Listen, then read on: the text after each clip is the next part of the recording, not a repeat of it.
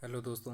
आज हम डिस्कस करने वाले हैं लर्निंग एंड टीचिंग का जो पेपर 6 है बीएड सेकंड सेमेस्टर का। उसका जो प्रीवियस ईयर क्वेश्चन पेपर है उसके बारे में हम देखने वाले हैं कि किस तरह के क्वेश्चन आते हैं तथा आपको कैसे वो क्वेश्चन अटेम्प्ट करने हैं। तो चलो शुरू करते हैं। इसमें सबसे पहले आपको जो सेक्शन ए देखने को मिलता है, इसमें आप देख सकते हैं कि जो सेक्शन ए इसमें आपको शॉर्ट आंसर टाइप के क्वेश्चन देखने को मिलेंगे, जो कि टोटल 8 होते हैं। और जो कि इसमें पहला क्वेश्चन है कि what do you mean by learning curve. इसमें आपको बताना है कि लर्निंग कर्व किसे कहते हैं तथा कितने प्रकार के लर्निंग कर्व होते हैं। इनको आप इसमें इंक्लूड कर सकते हो, जैसे कि पॉजिटिव लर्निंग कर्व हो गया, नेगेटिव लर्निंग कर्व हो गया, या फिर एस शेप जो लर्निंग कर्व है उसको भी आप इसमें इंक्लूड कर सकते हो। उसके बाद क्वेश्चन है explain the Gagne's theory of learning. Gagne's की जो लर्निंग थ्योरी है उसको एक्सप्लेन करें। उसके बाद तीसरा क्वेश्चन है what is learning, explain the type of learning. And चौथा क्वेश्चन है right the educational implication of inside theory of learning. ये मेरे ख्याल से कोहलर की दी गई एक थ्योरी है जो लर्निंग पर बेस्ड है, इसके बारे में आपको लिखना है इसमें। और इसके बाद अगला क्वेश्चन है कि explain the different roles of teacher in present scenario. आज के सिनेरियो को देखते हुए जिस तरह से कि हमारा डिजिटलाइजेशन हुआ है और हमारा जो टीचिंग का तरीका है या लर्निंग का तरीका वो बदल गया है, और उस दौर में जो टीचर की भूमिका है वो किस तरह से बदली है, उसके ऊपर आपको लिखना है। अगला क्वेश्चन है right a short note on advance organiser model of teaching. इसमें आपको शॉर्ट नोट लिखना है advance organiser model of teaching का। तो अब अगला सेक्शन देखते हैं हम। और ये अगर आप हिंदी में देखना चाहते हैं तो ये क्वेश्चन है हिंदी में, जिन्हें आप एक बार पढ़ सकते हैं या स्क्रीनशॉट ले सकते हैं। अब हम देखते हैं सेक्शन बी। दोस्तों, सेक्शन बी में जो कि यूनिट 1 से आते हैं, सेक्शन बी में दो क्वेश्चन होंगे। पहला क्वेश्चन है explain the nature and characteristics of learning and effective learner.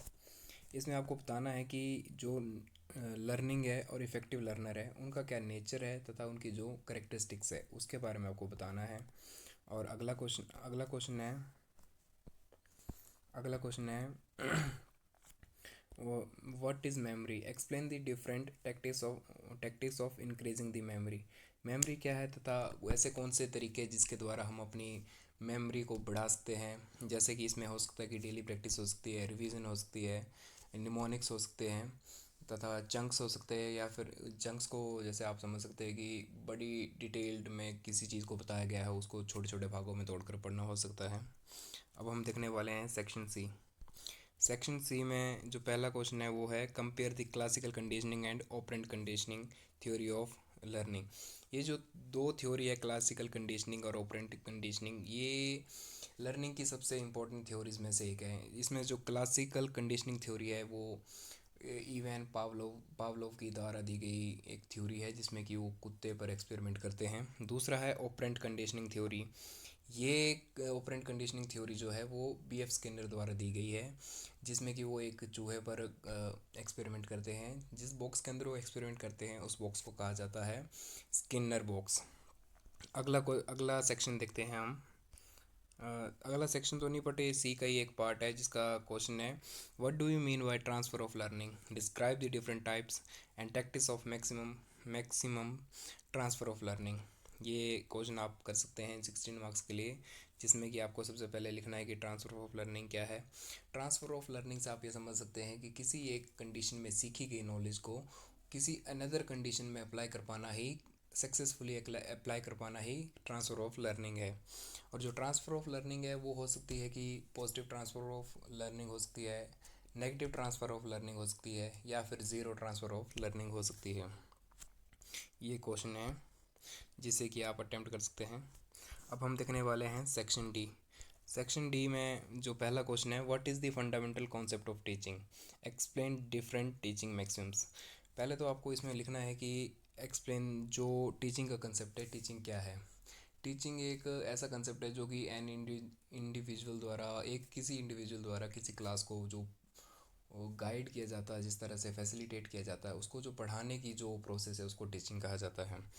और जो टीचिंग के मैक्सिमम है उसमें पहला मैक्सिमम ये तो यही है कि सिंपल टू कॉम्प्लेक्स चलती है, और इसमें नॉन टू अननोन चलते हैं, पर्टिकुलर टू स्पेसिफिक चलते हैं।